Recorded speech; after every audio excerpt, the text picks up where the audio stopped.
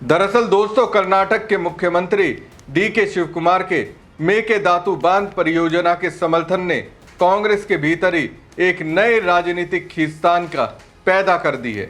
तमिलनाडु कांग्रेस के वरिष्ठ नेता और सांसद मणिक्कम टैगोर ने साफ शब्दों में कहा है कि उनकी पार्टी तमिलनाडु के जल अधिकारों से किसी भी कीमत पर समझौता नहीं करेगी।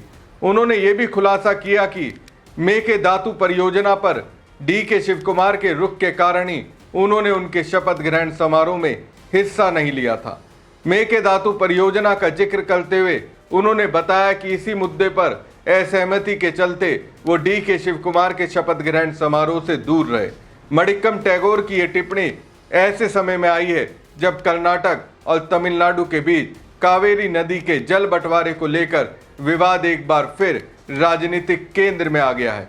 हाल ही में सुप्रीम कोर्ट ने मेकेदातु परियोजना से संबंधित तमिलनाडु की पूर्ण विचार याचिका खारिज कर दी थी। इसके बाद डी.के. शिवकुमार ने इस फैसले का स्वागत करते हुए इसे कर्नाटक के लिए अच्छी खबर बताया था। डी.के. शिवकुमार ने कहा था कि सुप्रीम कोर्ट की 3 न्यायाधीशों की पीठों ने तमिलनाडु की पूर्ण विचार याचिका खारिज कर दी है और कर्नाटक की जनता की ओर से वो इस निर्णय के लिए अदालत के प्रति आभार व्यक्त करते हैं। उन्होंने ये भी बताया कि राज्य सरकार परियोजनाओं के लिए संशोधित विस्तृत परियोजना रिपोर्ट तैयार कर केंद्र सरकार को सौंपने की प्रक्रिया में है। उनके अनुसार अब इस मामले में आगे का फैसला केंद्र सरकार के स्तर पर होना है।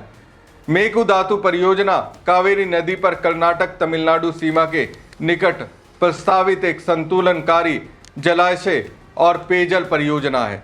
कर्नाटक सरकार का तर्क है ये परियोजना बेंगलुरु और आसपास के क्षेत्रों की बढ़ती पेयजल जरूरतों को पूरा करने के लिए आवश्यक है।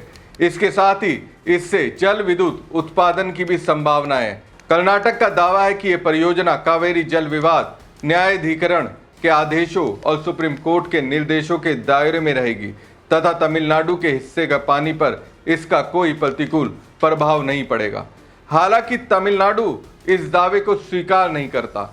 राज्य की सभी प्रमुख राजनीतिक पार्टियां, किसान संगठन और विभिन्न सरकारें लगातार इस परियोजना का विरोध करती रही हैं।